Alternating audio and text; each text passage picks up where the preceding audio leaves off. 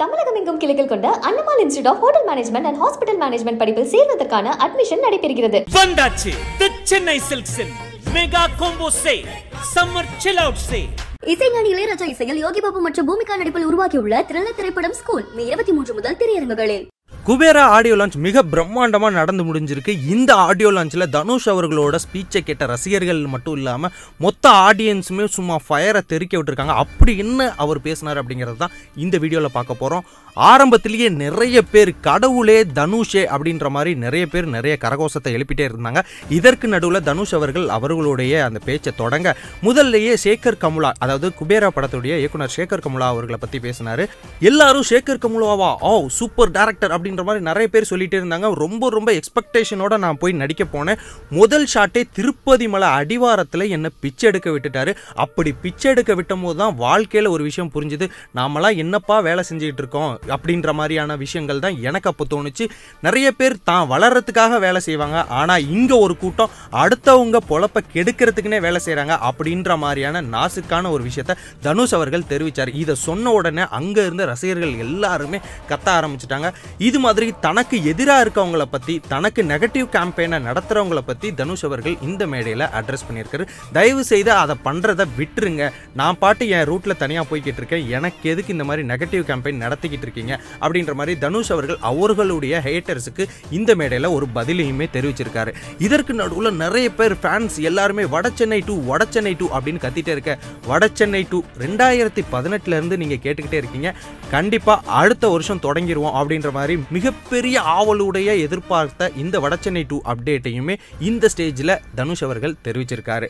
இதைத் தொடர்ந்து இந்த குபேர படத்தில் ஒர்க் பண்ண டெக்னீஷியன்ஸாக இருக்கட்டும், கோ ஆக்டர்ஸாக இருக்கட்டும், எல்லாரை பற்றியுமே தனுஷ் அவர்கள் பாராட்டி பேசி முடிக்க, அதற்கடுத்து தான் இந்த இடத்துக்கு வரத்துக்கு காரணமாக இருந்த ரசிகர்களை பற்றி அவர் அட்ரஸ் பண்ண ஆரம்பித்தார். 2000 இப்போ இந்த 2025 வரைக்கும் கிட்டத்தட்ட 25 வருஷமாக என் கூட ரசிகர்கள் மட்டுமே தான் துணையாக இருக்காங்க. அப்போது எங்கள் அப்பா என்ன அறிமுகப்படுத்தினார், செல்வராகவன் ஆகிய எங்கள் அண்ணன் என்ன வழி நடத்தினார். ஆனால் இந்த சினிமாவில் சர்வைவ் ஆகிறதுக்கு எனக்கு என்ன பண்ணணும் அப்படிங்கிறதுக்காக யாருமே என்னை வழி நடத்தவே இல்லை. நான் தனியாகவே தான் உழைச்சிக்கிட்டு இருந்தேன். அப்படி நான் தனியாக உழைச்சிக்கிட்டு இருக்கும்போது எனக்காக கூட நின்ன ஒரே ஒருத்தங்க அப்படின்னா அது என்னுடைய ரசிகர்கள் மட்டும்தான். எனக்கு எதிராக சமீபத்தில் போன மாதம் கூட எனக்கு எதிராக நெகட்டிவ் கேம்பெயின் நடத்தினாங்க.